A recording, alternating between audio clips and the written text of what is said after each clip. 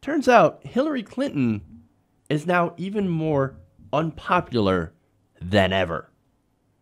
Who would believe it? She's not even in power, and she's still incredibly unpopular. According to a new Gallup poll, the former First Lady and Secretary of State is now at a 36% favorability rating in Gallup's latest poll released on Tuesday. This actually shows a 5-point drop for Clinton since June and her worst score ever. Clinton has broken a trend of losing presidential candidates who previously saw their ratings increase afterward. I mean, you want to think about it, even George W. Bush, war criminal, and somebody who presided over the worst economic downturn in modern history, right? Even his poll numbers have bounced back. No thanks to the media, of course, helping to rehabilitate a war criminal, but nonetheless, even his poll numbers have bounced back. Hillary Clinton's have not. And we're going to go into the reasons why. But, hey, look, she did break a record. It's not exactly breaking the glass ceiling. It's more like actually falling through the floor, which is exactly what she's been doing. In fact, according to Gallup, her image has gotten worse in recent months as Democratic leaders, political observers, and Clinton herself have attempted to explain how she lost an election that she was expected to win.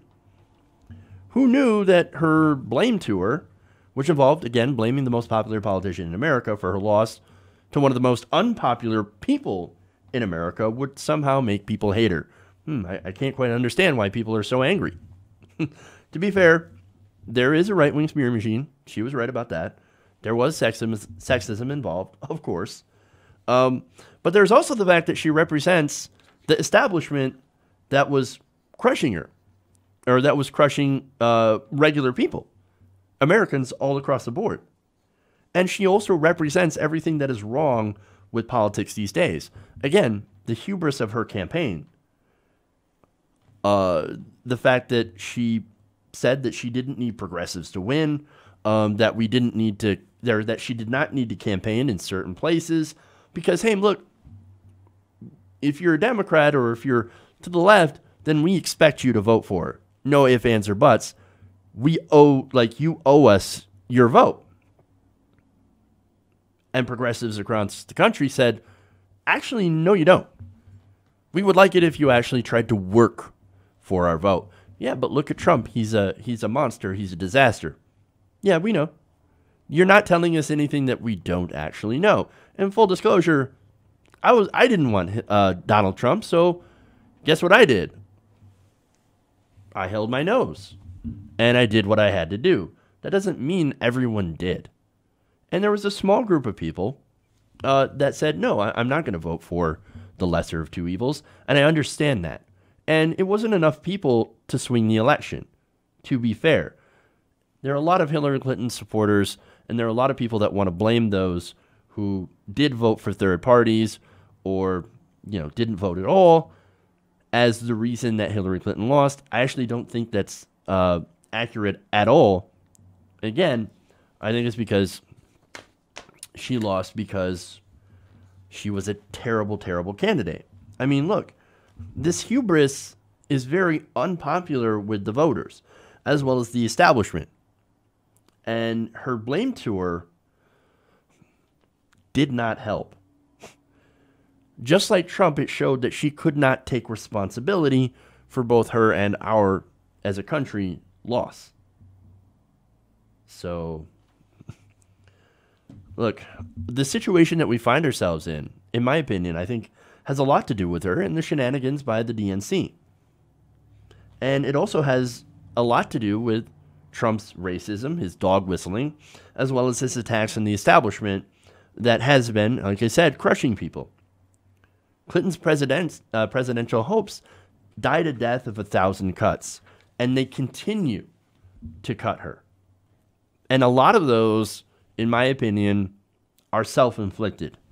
There was a lot of there's a huge enthusiasm gap, as well as her not taking a stance on incredibly popular policies, or basically really any policy. She spent most of her campaign saying, I'm not that guy. And look, to be honest, she was right when she said, that guy is horrible. And if you vote for him, it's going to be an absolute disaster. And look at it. It's kind of an absolute disaster. And just look at the tax bill.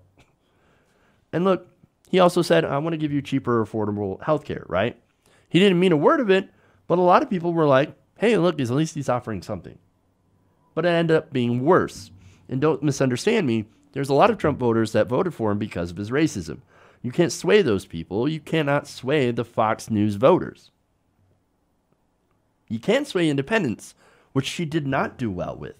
And progressives should already be on your side. And they would have been if you had actually tried to represent them. And again, I know a lot of progressives who did vote for her simply to avoid the disaster that is President Trump. Now, I agree that she would have been better with Trump. Yes, in this case, the status quo actually would have been preferable to what we have now. And what we have now is damage that is going to last for decades. The only solace that I can take is that Trump has at least laid the system bare for all of us to see. His corruption exposes Republicans for what they are.